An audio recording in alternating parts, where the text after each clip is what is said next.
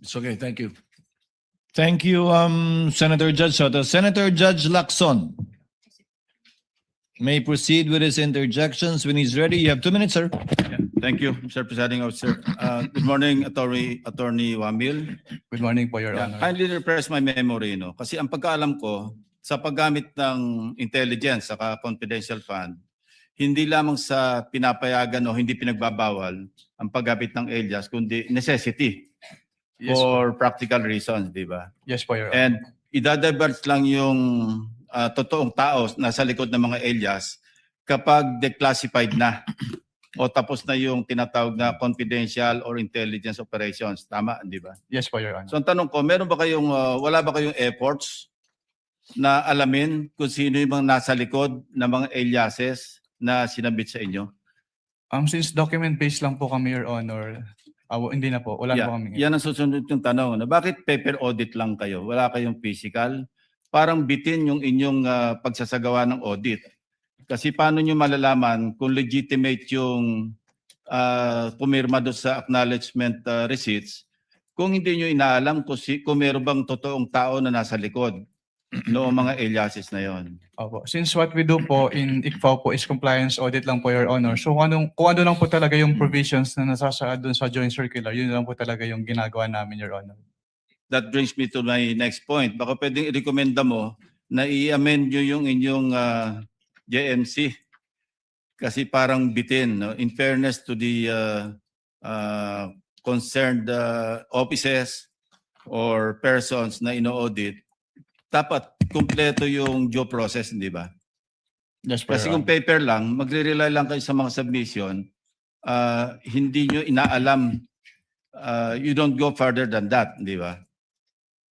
Anyway, wala ka naman doon hindi ka naman deputy commissioner pa o associate commissioner, so siguro, i-recommend mo na lang na i-amend yung inyong JMC. So my next question is, what would you consider as evidence of success of a particular surveillance operation and or intelligence information gathering activity?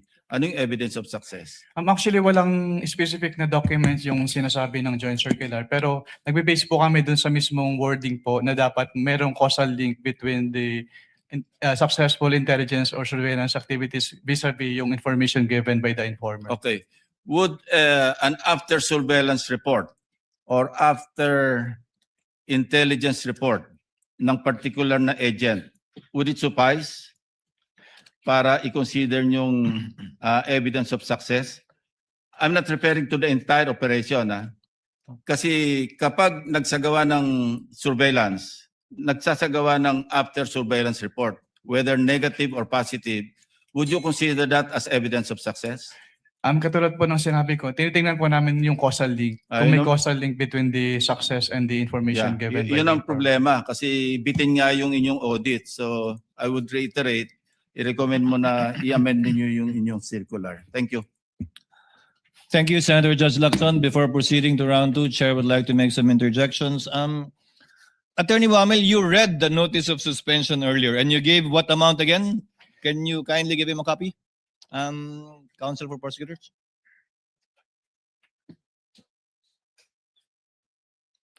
Uy, ani kayo on meantime.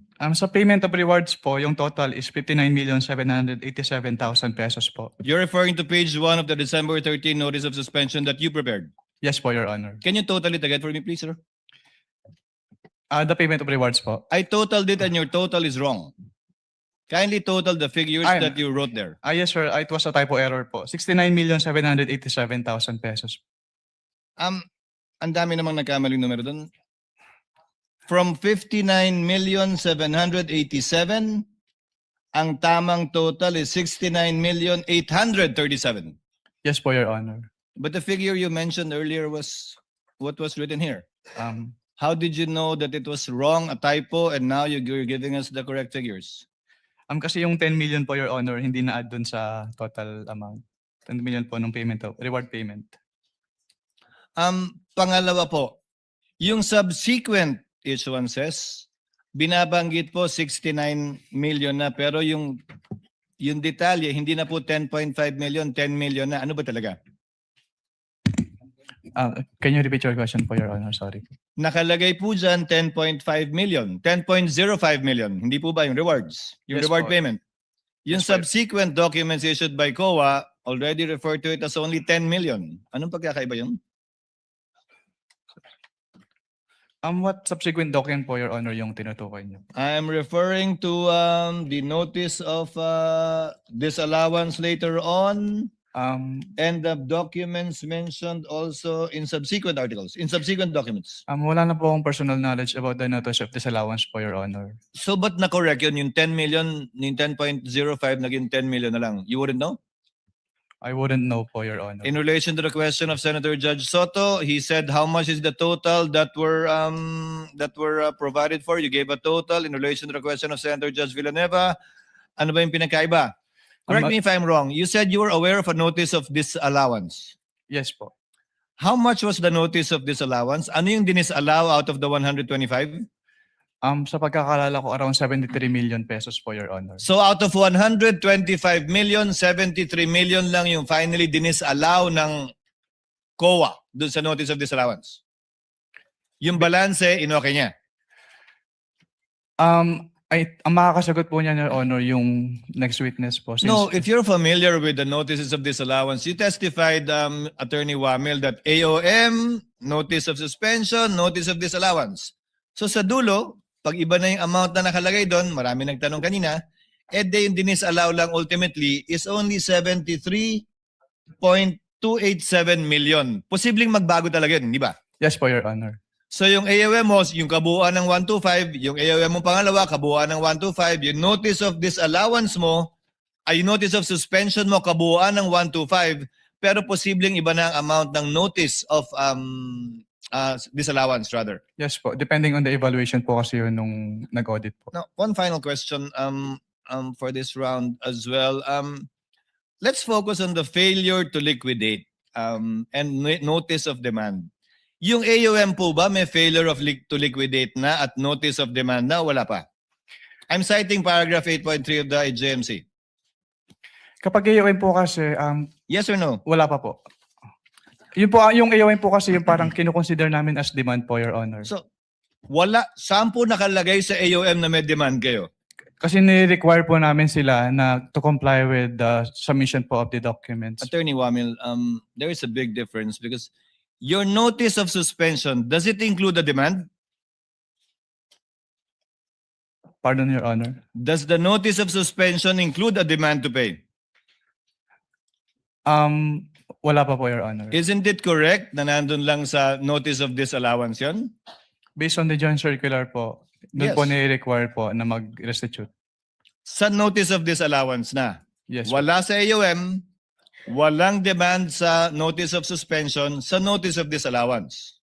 The demand to pay po. Yes, Yes. Your Honor. So, when will the presumption come in? Under paragraph 8.3. Kung wala pang failure to liquidate, dahil hindi pa final, kung wala pa yung demand until notice of disallowance na hindi pa final, kailan po papasok yung presumption o prima facie dun sa 8.3? Ang wording po kasi nung 8.3, Your Honor, failure to liquidate. So failure, kasama po doon yung failure to submit the documents. Hindi po kasama yung failure to pay kung ano man po yung dinedemand. Nakalagay po doon, failure to liquidate upon demand. Yes po. So ang sinasabi po doon ay isubmit yung complete documents with the ICPAO. So, pag hiningi nyo at hindi pa nasasubmit, failure na yon sa palagay mo? Yes sir, kasi ang sabi lang naman po is upon demand, na hindi sila nakapag-liquidate po. That is your interpretation, sir, correct? That is not found in the JMC. Ang binibase ko lang po dun sa provision po ng GMC, Your Honor. Sa interpretation mo nga ng JMC. Yes po, Your Honor. To avail of round 2, Senator Judge Pangilinan. Thank you, Attorney Wamil. To avail of round 2, Senator Judge Pangilinan. You have 2 minutes, sir.